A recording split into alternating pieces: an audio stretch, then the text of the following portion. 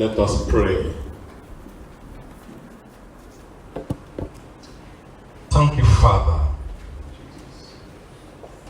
for granting us the opportunity to be by your side. The entrance of your word gives light and understanding to the simple.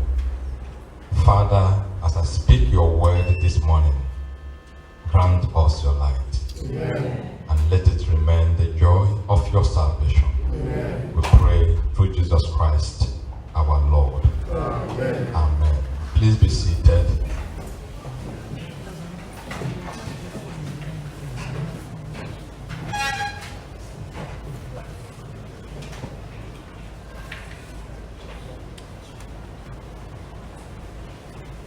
Dearly beloved, so much sad events are happening around the world. One very disturbing one, so localized, is the rate of suicide.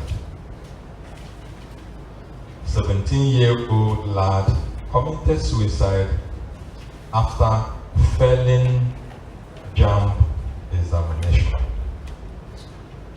Another young man who is supposed to be waiting sometime in June committed suicide after he was faced with unbearable emotional demands from the fiancé. He chose drinking sniper to end his ordeal. A third-year physics and astronomy undergraduate committed suicide and left a note saying the controversy is over. A certain pastor committed suicide, hung himself on a tree. Yet another hung himself for inability to pay his house rent. A popular international television reporter recently committed suicide. So was another depressed actress. Life is all about living and doing the will of God, and not about meeting targets or impressing people who see you because you are alive in the land of the living.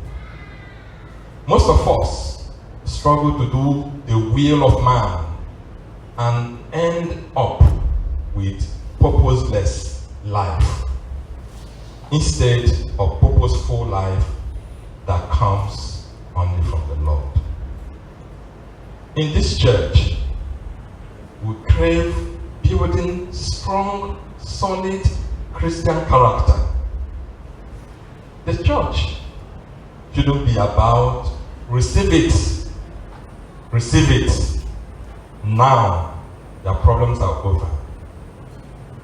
It is character that will sustain whatever we have received. Each person associated with this parish receives from the Lord, and that is our daily prayer.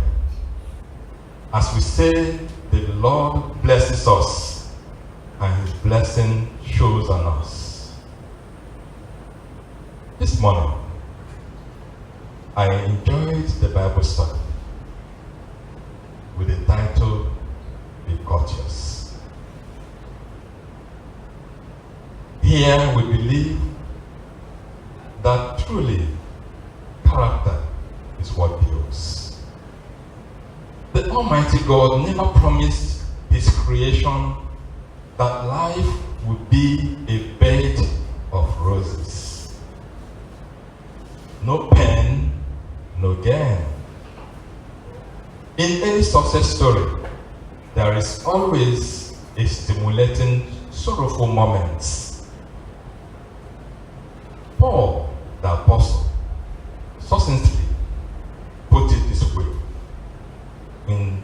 2 Timothy chapter 1, verse 7.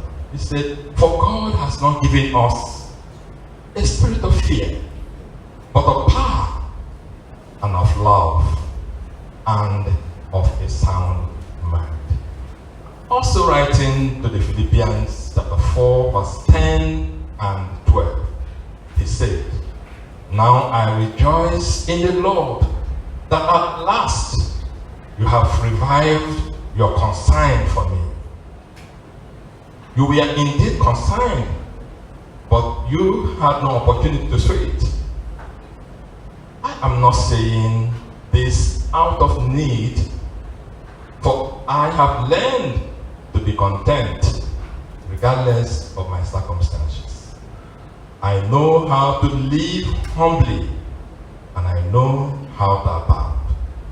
I am accustomed to any and every situation, to being filled and being hungry, to having plenty and having need."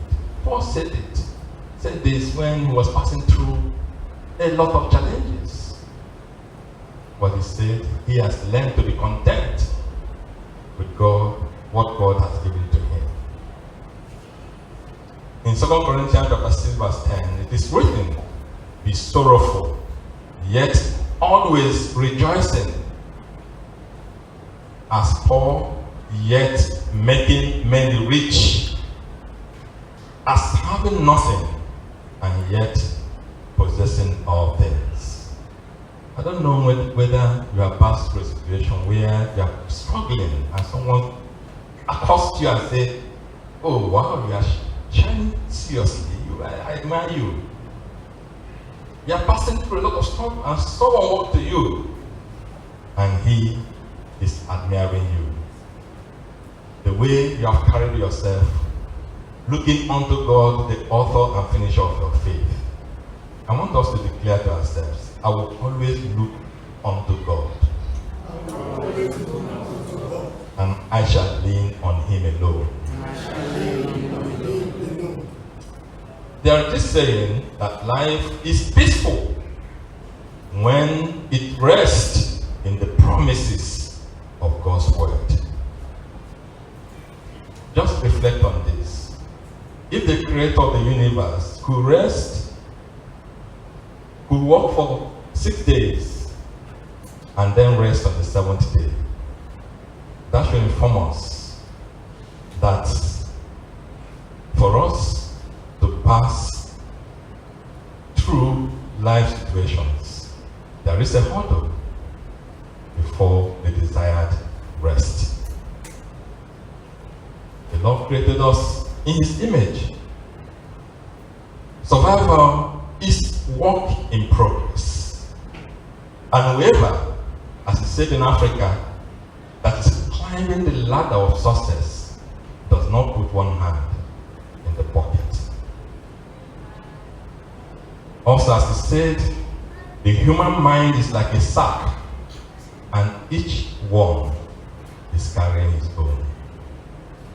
As we are all gathered here, the human mind is like a sack. You have your own difficulties that you are carrying. Someone might see you and it reflects on you. Another carries his own and no one sees it. But the truth remains that it is only you that can tell another what you are carrying. One of them that know it is invisible, but it is only you that makes it visible. A very prominent person in this country was telling a story. What happened many years ago in his life? That he belonged to a local congregation like ours. And then he was driving a nice car, and suddenly something happened and he had to sell his car. He had no other car. So, and he said for 2 years that he was in that parish. No one knew that he didn't have a car. Some people walk to him and say, "Where did you park your car?" Probably you parked somewhere. No one sees your problems. It is only you that exposes yourself. Each one of us, as we are gathered here, we are carrying the glory of God that is invisible and also visible. The Lord Jesus, writing, saying in Matthew chapter 18, verse 5, he said, whoever welcomes a child in my name welcomes me. Whoever welcomes a child welcomes me. Someone wrote that there are two doors in life, and we must choose which door we will enter. One door says God, another door says lecture about God. Some people go to church to hear lecture about God. Some people go to church to embrace the Almighty God. In Him, all blessings flow. From Him, all blessings are received. Again, in this our own church of St. James, we profess that we can do all things through the Lord Jesus Christ, who strengthens us. Little wonder, our church anthem says, with God, all things are possible. Our God will never withhold any good thing, any good gifts from those who lovingly serve Him, who lovingly profess His name. Even if He tarries, we still boldly declare, I am possible. Can you declare to yourself, I am possible? I am possible. I am possible. I am possible. Glory to God. The word of God is life to the hearer. As I'm speaking this morning, the word of God, what I'm speaking to you, is life. You don't know when you're receiving strength. It might be as if you are talking to the air. I'm speaking to the air. But what I'm speaking into you is life, which you can buy in the market. May the word of God you hear this day bestow upon each one of us glorious life. Amen. In the name of Jesus Christ. Amen. This morning, I shall be speaking on what I have titled, Beholding the Glory of God. Can we say together, Beholding the Glory of God? Simply put, let's appropriate it to ourselves. I am beholding the glory of God. I am beholding the glory of God. I am beholding the glory of God. I am beholding the glory of God. To behold means to fix the eyes upon, to see with attention, to observe with care. So beholding means fixing the eyes upon, looking unto something, looking unto God, the author and finisher of our faith. On the other hand, glory means brilliant, radiant beauty. So in the church, glory means to glow, or light that appears around us. And that is why when we pray here, we say, grant us your light, and let it remain the joy of your salvation. In salvation is everything. So when God bestows upon you His light, you have everything that you need to survive in life. I sense in my spirit that God's glory is surrounding each one of us. It is everywhere.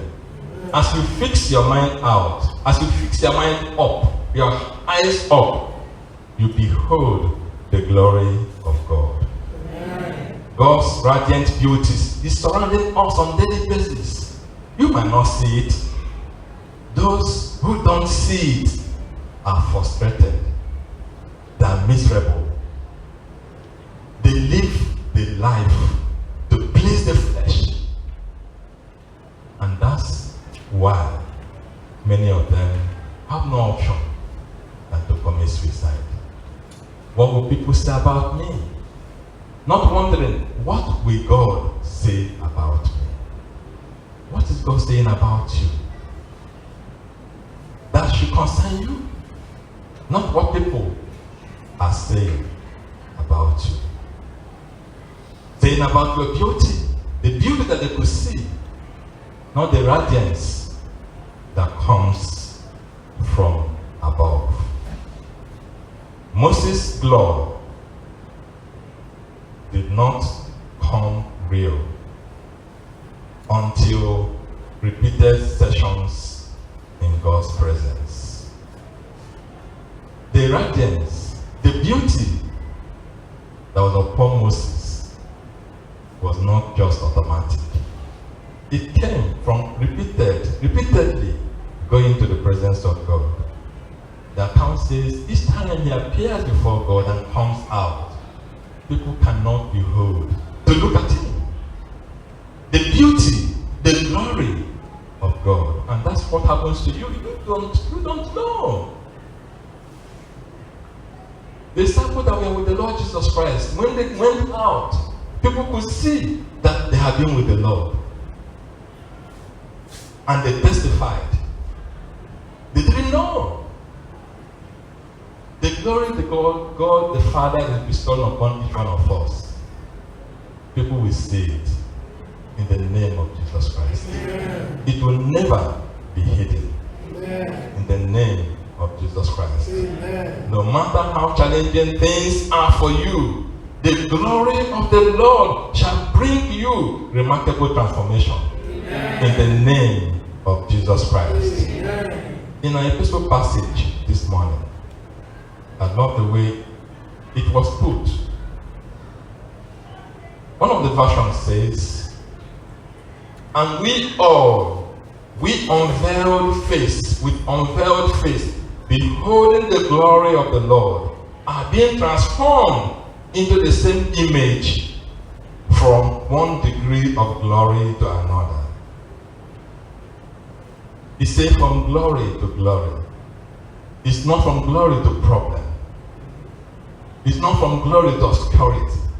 From light to light. From grace to grace.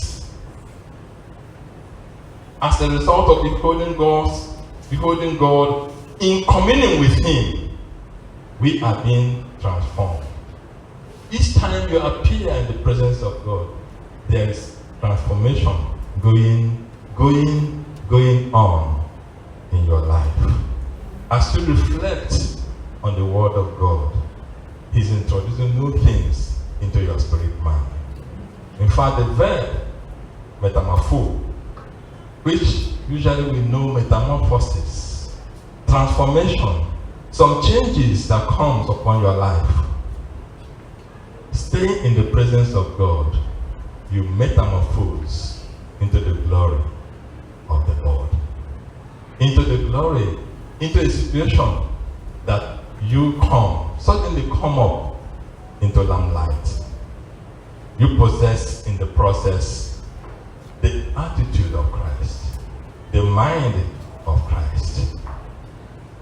Paul writing to Philippians chapter 2, verse 5 to 11, he said, let this mind be in you, which is also in Christ Jesus, who being in the form of God, thought it not robbery to be equal with him, but made himself of no reputation, and took upon him the form of a servant, and being made in the likeness of men, and being found in fashion as a man, he humbled himself and became obedient to death, even the death of the cross.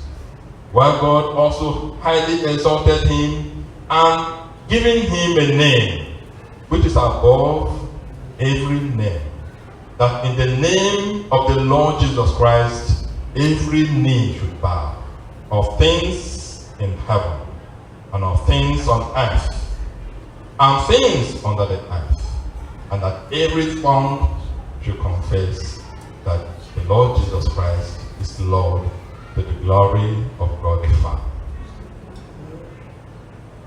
The entrance of the word brings transformation, brings change, and this change is sanctification, the gradual process of becoming holy and godly in our character to match our holy standard, which was brought about instantaneously through Christ's gift of salvation on the cross. That's the summary of that. And living on Christ, professing his name, standing on the rock that never changes, you experience his transforming power. That will be the portion of each one of us in the name of Jesus Christ. Amen. We are encouraged to live by the Spirit. Just hold the word of God. As a little child, we just follow the parents. Where the parents say, sit, the little child will sit.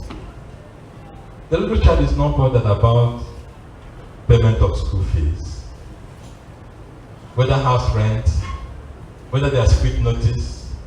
It's not the concern of the little parents. Food on the table is not the concern. He will say, I want to eat bread. And the parents, even if they don't have bread, they provide an alternative. And they cannot question. If we must receive, we must have a childlike character, coming to God as a child. And that is why we are all children of God. No one is an adult before God. You can't come to God, you can't come to his house and behave like you are an adult. You come to God as a child. Praise the Lord. Hallelujah. The truth is that what changes us is the regular time that we have in the presence of God. It is not necessarily, you must not be in the church setting. It is a heart released, contemplating him in worship, meditating on him, on the Lord and Savior Jesus Christ, singing to him, listening to him, speaking to him, obeying him, drinking from him through the word and the Spirit. Just like Moses spent time before the Lord and was transformed by it, so we are encouraged to spend time with the Lord, and definitely we shall experience his change. Time with God should be part of our daily living. This transformation is a progressive process. It is not just automatic. Most people come to church and just expect miracle on the spot. They don't expect the transforming power of the Lord Jesus Christ, which is a gradual process, progressive process. The text says from glory to glory. This means from one degree of glory to another. The agent of change, according to this verse, comes only from the Lord, who is Spirit. In other words, this is the sanctifying work of the Holy Spirit of God. The fruit of the Holy Spirit gradually filling our character, replacing the common and unclean with the holiness and glory of God. Life without the Lord Jesus Christ, without making the Lord Jesus Christ a dwelling place, is utterly empty. Let us see the Old Testament in Psalm 42 verse 1 and 2. What David said there? Say, as the deer pants for the stream of water, so my soul pants for you, O God. My soul thirsts for the Lord, for the living word. Apostle Paul says that to be intimate with the Lord is of surpassing greatness, surpassing value, surpassing excellence.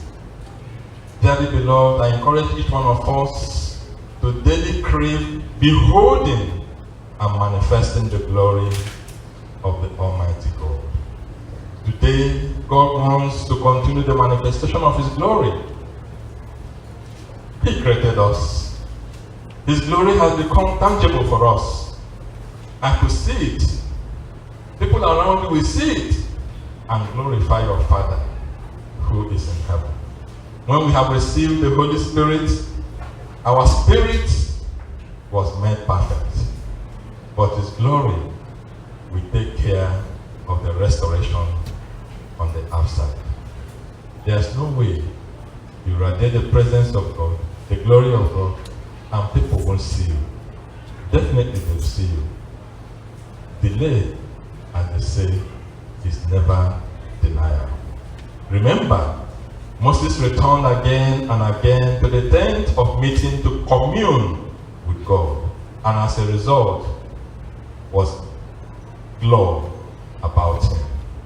His face was shining, and he was utterly changed.